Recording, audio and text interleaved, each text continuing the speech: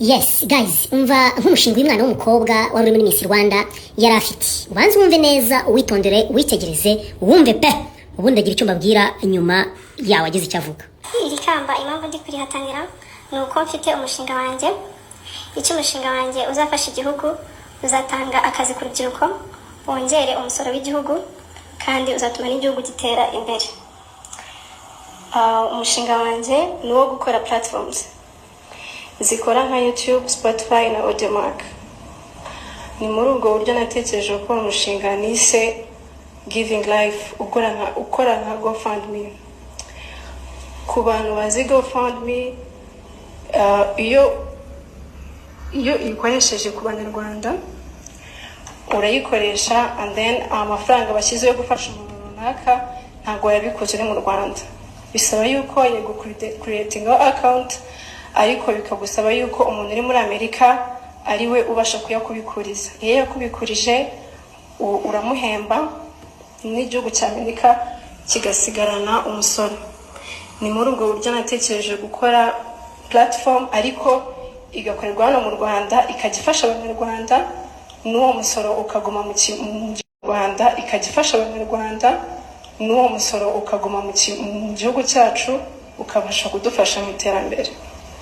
Uwo mushinga nawe utangiye witwa Giving Life. Ubu ngubu watangiye gukora. Wize ibyo IT? Oya. So watangiye nka prototype. It's already in muri trialing phase. Ego. Thank you. Zende byose warawutangiye. Nuba nyampinga w'u Rwanda 2022 nugira ayo mahirwe uzongeramo tuzaguma gutyo nkuko wawutangiye just. Ntabwo uzaguma gutyo nkuko nawutangiye.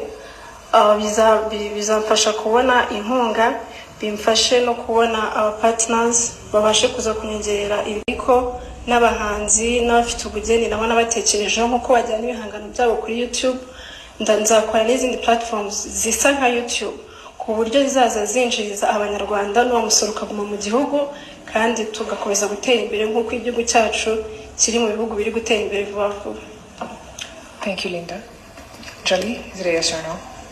Linda, you have a good project, but I'd like to ask you to own your project because you cannot sell something that you seem not to understand. But for now, I'll give you a yes. Good luck. Thank you. James?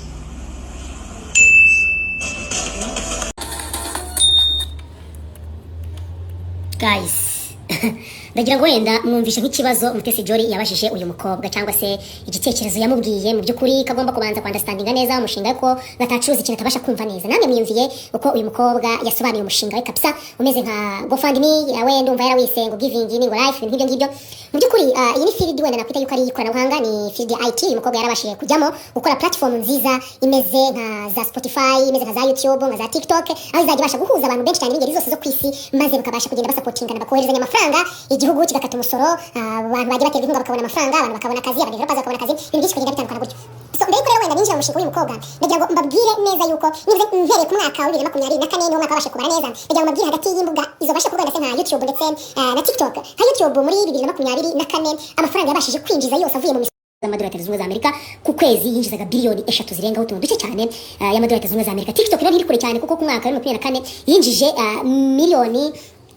yinjije biliyoni 23 z'amadolari zunze ubumwe za Amerika. Mu by'ukuri banze wumve ayo mafaranga yose bino bigo by'ikoranabuhanga bigenda byinjiza. Umukobwa nk'uyu nguyu umwana ukiri mutoya ubasha kwandastandinga nibize logique z'umusoro, uburyo ukatwamo, akabasha kwandastandinga ukuntu platform ishobora gutanga akazi, akabasha kwandastandinga ukuntu nibize platform ishobora kumuzanira abafounder bashobora kumufasha gufundinga ino business ye cyangwa se ino mushinga we. Urumva ukuntu ibyo bintu bimeze, ariko ibintu nk'ibi ngibi akenshi ntago habiha agaciro. Impamvu uramubwira ati ntago wasenga ikintu utabasha kumva gute se.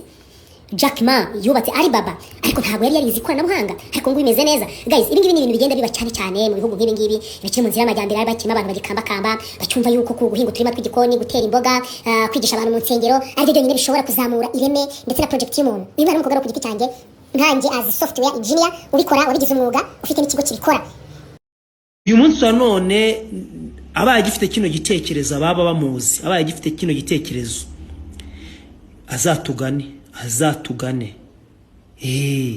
azatugane sawa rero kadufungira ahangaha wenda ubutaha nzabazanira nabo ba miss bari baratanze umushinga wo kubaka uturima tw'igikoni kubazabasha abaturage muri Rusizi kubaka uturima gusa umwana avukiye ahangaha mu mujyi wa Kigali ariko arajya kwigisha umuntu w'umuhinzi mworozi uri Rusizi kubaka akarima k'igikoni